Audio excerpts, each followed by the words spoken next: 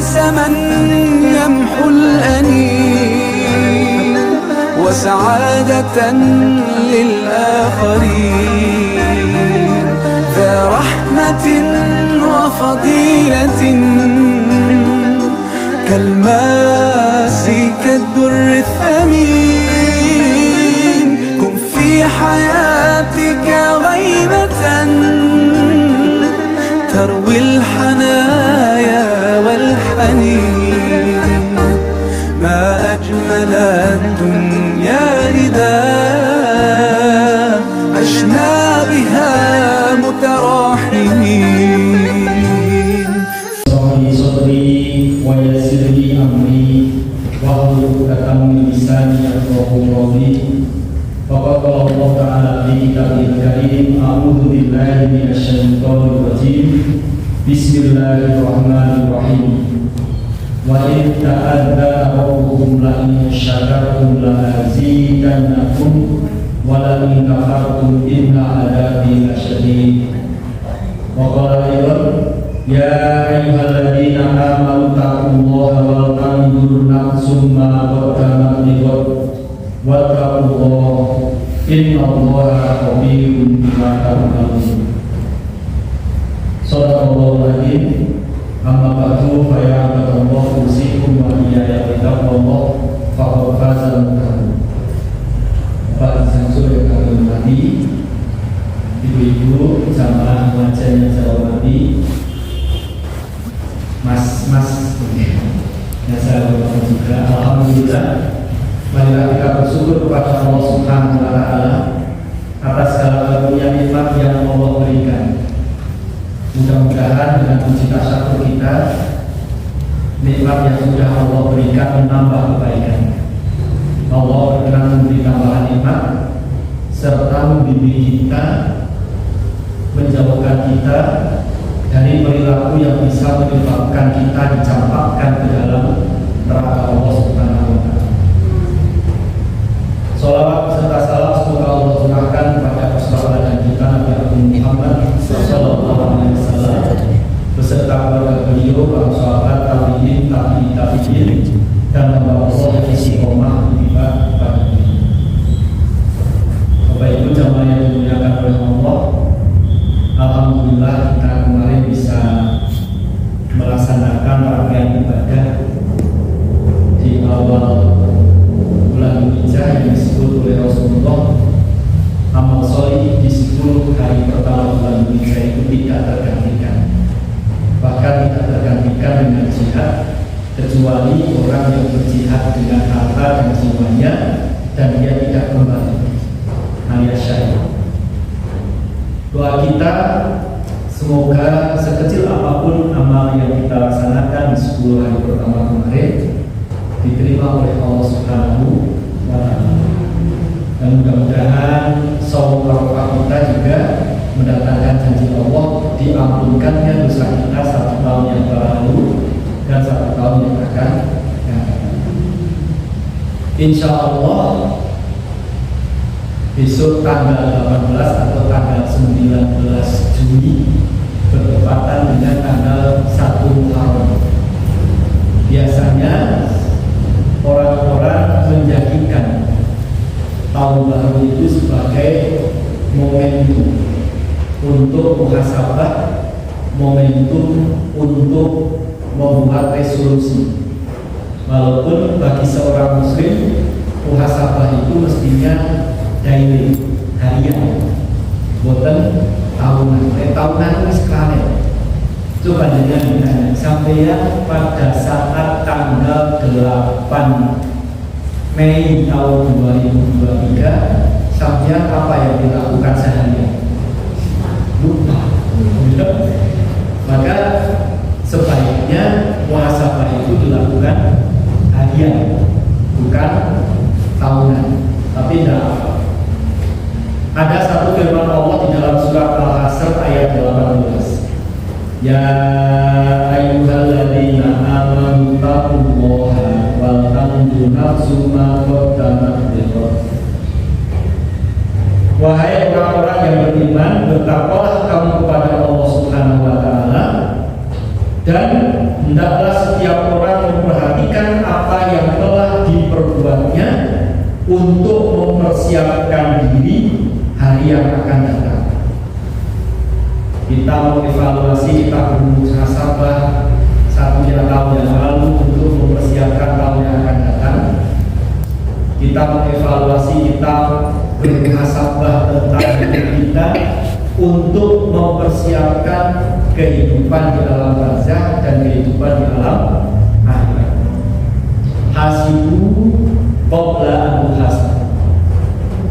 Evaluasilah dirimu sebelum dievaluasi. Ini penting ibu-ibu yang dirahmati oleh Allah. Karena apa? Karena kita sebagai manusia itu apa ya bahasanya itu lebih cenderung pada apa yang dihadapi. Banyak yang terbiasa dengan hidup tanpa rencana. Wis kayak apa besok ya? Jarang yang memiliki planning, memiliki rencana, memiliki harapan yang tercatat, tertulis itu. Padahal ketika kita itu memiliki planning, memiliki perencanaan untuk hidup kita, insya Allah waktu-waktu yang kita miliki ini akan lebih bermakna. Wattaqullah.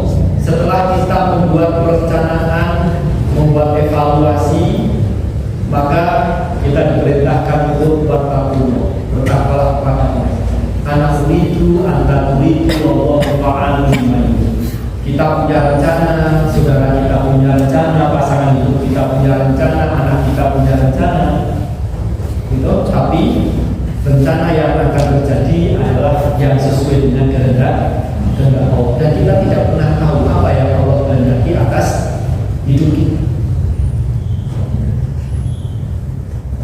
Inna Allaha khabirun bima ta'malun. Sesungguhnya Allah itu maha mengetahui terhadap apa yang kalian kerjakan.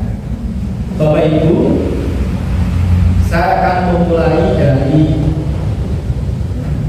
sebuah kalimat yang disampaikan oleh seorang ulama salaf, namanya Sahal bin Abdullah At-Tusturi. Ini seorang tokoh sufi dan ahli zuhud. Beliau mengatakan begini: meninggalkan perintah Allah jauh lebih besar dosanya daripada melanggar larangannya. Buktinya apa?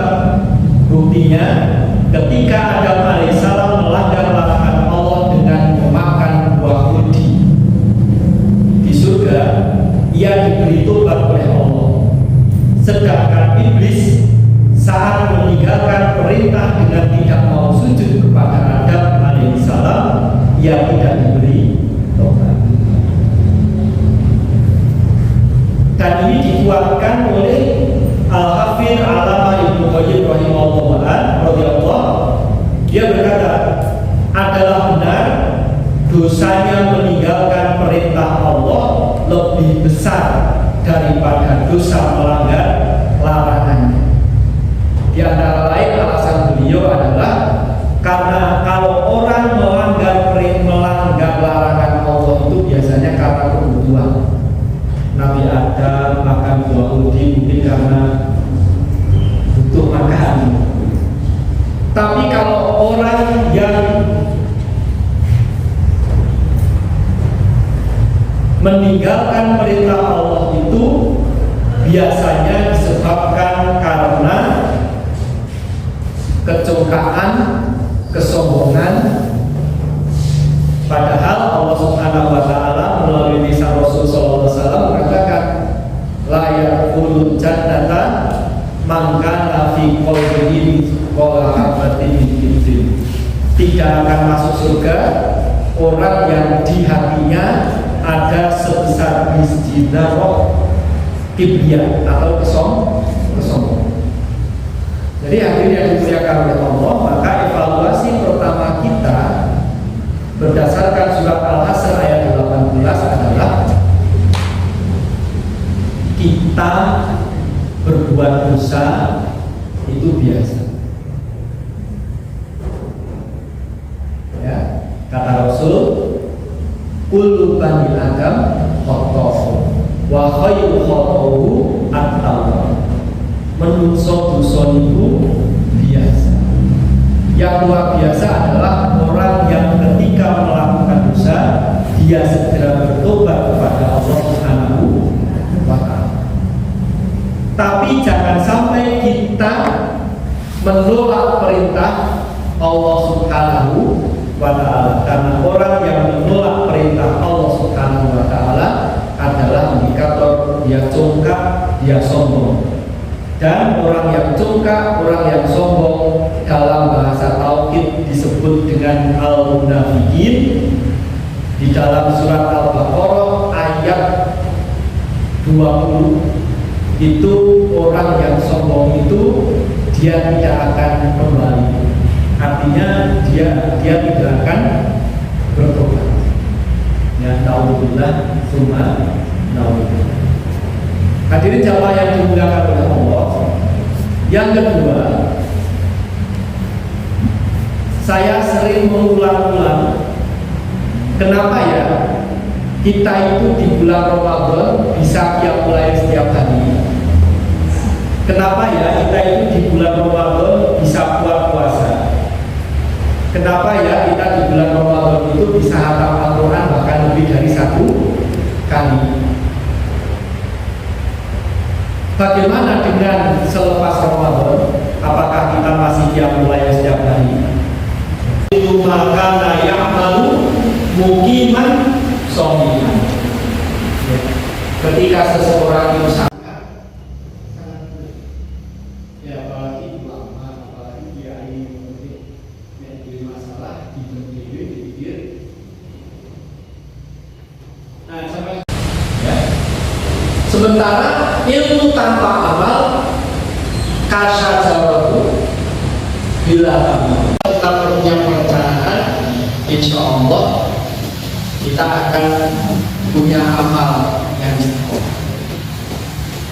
sangat mudah untuk beradaptasi. Orang Wonosobo merantau ke Jakarta. Di Jakarta diterima sebagai pegawai sebuah perusahaan. Ketika cari kos-kosan yang di dekat perusahaannya, tombol agak masuk sedikit, Mbak Bu,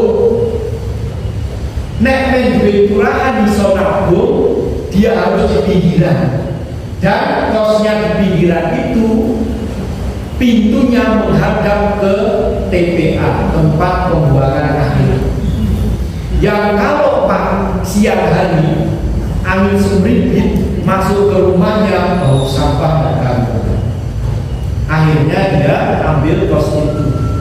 Hari pertama dia pulang kerja sambil nenteng nasi bungkus.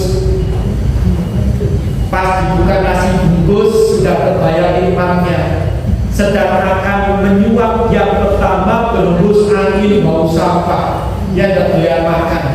Akhirnya dibungkus lagi, dia pergi ke supermarket beli pengharum ruangan. Ternyata pengharum ruangan dan sampai 1 minggu sudah habis 1 bungkus. Dihitung-hitung 1 bulan tombol. Akhirnya apa? Akhirnya istilah pengharum ruangan. Lama-kelamaan bau sampah terbiasa. Itu manusia. Maka kita itu kalau berinteraksi dengan orang yang tidak baik, senajan pertama kali orang itu lama-lama jadi itu tidak baik. Kalau kita berinteraksi dengan orang yang baik, walaupun pertama rasanya berat, lama-lama jadi baik. Maka membangun bi'ah sholihah itu penting. Makanya Bu, ibu-ibu yang belum berangkat haji 2 pekan yang akan datang, dengan mau berangkat diambil, diajak untuk membangun bi'ah sholihah. Ini isyarat. Ya. Nah, kemudian yang kedua adalah ghirah. Ghirah itu makna bahasanya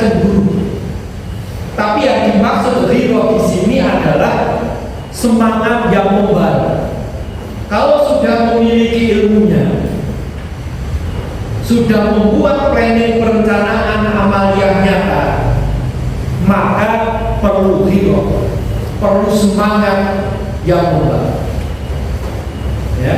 Nah, semangat yang membara ini adalah upaya bagaimana agar rencana-rencana amal kebaikan kita itu dibikin yang menarik. Contohnya begini, tadarus itu keren dulu, jadi ditulis yang besar. Kemudian puasa sunnah itu adalah sesuatu. Terus tahajud itu komunikasi langit loh. Apalagi ngaji itu keren. Nggak ngaji nggak oke. Ini no. Bagaimana agar mencitrakan amal kebaikan itu menarik? Menarik. Jangan sampai ada jargon amal kebaikan menjadi tidak menarik. Contohnya apa? Jujur, anjur. Salah itu. Harusnya jujur, ujur.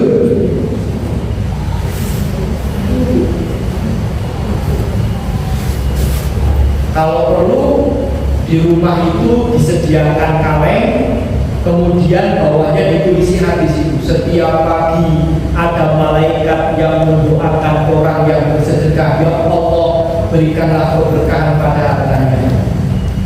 Kemudian malaikat yang lain berdoa bagi orang yang tidak bersedekah, ya Allah orang yang tidak bersedekah maka apa?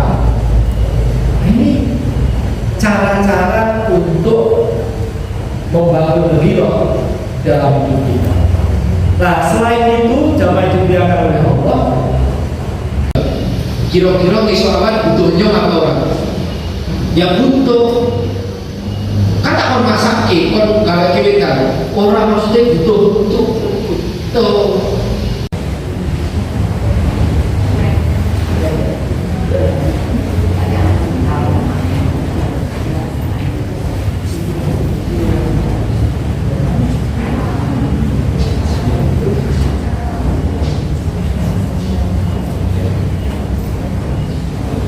Bapak Ibu yang dirahmati oleh Allah, di dalam agama kita itu ada namanya nasab atau garis hidup. Nah, salah satu yang memutus hakul muslim ala muslim itu adalah berbedanya panggilan. Kalau orang tuanya muslim, kemudian anaknya benar, maka anak ini tidak berhak mendapatkan harta warisan. Kemudian kalau seorang anak muslim kemudian orang tuanya itu tidak muslim, nah ini saya perlu belajar. Saya perlu buka referensi lagi karena ini hal baru menurut saya pertanyaan panjang itu. Jadi perwalian, wali nikah misalnya itu kan ayah kandung. Nah, ayah kandung itu otomatis yang menikahkan kalian muslim. Ketika bapaknya tidak muslim, maka jadi kakaknya atau adiknya yang laki-laki atau pamannya dari garis keturunannya yang muslim. Jadi dari itu sementara saya memberikan jawaban sementara, dari itu berarti menurut nasab hukum berarti terputus. Nasab hukum ya berbeda dengan sosial. Kalau ditanya kamu putra di Solo, Pak A, ya. Jadi garis sosial tidak memutus. Jadi walaupun orang tua dan anak beda agama, anak ini tetap orang tua, anak ini tetap anaknya si A itu tetap anak tetap orang tuanya B. Itu tidak putus. Tapi kalau dalam persoalan hukum pernikahan, hukum waris dan sebagainya terputus. Nah sekarang pemakaian misalnya Siti binti Ahmad nggak apa-apa ya itu dalam kaitannya untuk kepentingan sosial dan masyarakat. Nah, tapi ini tadi saya mengatakan, saya jawab sebentar dulu. Apakah kemudian hak perwalian ini juga hilang ketika orang tuanya non, kemudian anaknya muslimah? Saya jawab sementara. Saya kiaskan dengan persoalan waris, maka berarti hak perwaliannya terputus. Tapi saya katakan lagi sementara itu, saya minta belajar lagi karena ini bagi saya pertanyaan yang tahu. Allah SWT. Di kemarin tempat di tahun di sini bukan terus dijalankan di namanya siapa binti siapa itu bisa pakai binti nggak waktu kira korban itu. Oh, untuk kepentingan panitia. Untuk dia itu kan untuk akhirat itu korban. Jadi korban ibu korban ini diberi siapa gitu kan? Tahu bapaknya itu maka dia pasti tahu sih. Dan sebenarnya kalau buat akhirat buat anak akhirat itu. Kalau itu adalah identitas, misalkan di sini asmanya tentu ada. Nah, misalkan di sini itu ada yang namanya okarinanya, ya. Misalkan okarini putrane Pak Sopo, onomnya okarini putrane Pak Sopo, okarini putrane Pak Sopo, itu. Nah itu sertakan binti. Tapi yang okarini satu-satunya tidak usah pakai binti. Bukan urusan akhirat, bukan? Gimana? Bukan urusan akhirat, bukan itu. Jadi kalau korban itu kan kita untuk urusan akhirat kali ya, di kalau korban itu Kan urusan dunia saja. Rasulullah ketika beliau berniat korban itu tidak menyebut punya. Jadi tidak disyaratkan korban itu menyebutkan punyanya. Untuk siapa? Kata Rasul kan ini korbanku dan keluargaku. Yang ini korban untuk umat. Kata Rasul. Jadi tidak menyebutkan ini korban Muhammad bin Abdullah. Tidak. Itu seperti kalau panitia itu mau nanti korbannya siapa binti siapa, kalau siapa binti siapa, tidak usah. Tidak harus. Sementara ini untuk melengkapi saja, mulai kemarin itu sudah dengan bukan untuk siapa. Iya. Diatasnamakan kepala keluarga di ahli, ya di ahli. Mulai kemarin, mulai perasaan. Saya kira cukup karena ini sudah berjalan untuk surat mandirinya. Dan Kalau saya menemukan al-baru, saya singgung pada saat cukup ya. itu. Dan tadi yang telah disampaikan oleh Bu Abdul Halim bagus, karena perbuatan baik hendaknya saling menguatkan apa-apa bisa dirikan. Baiklah Ibu yang saya hormati, hadirin Allah, marilah acara ini kita tutup dengan doa kafaratul majlis bersama.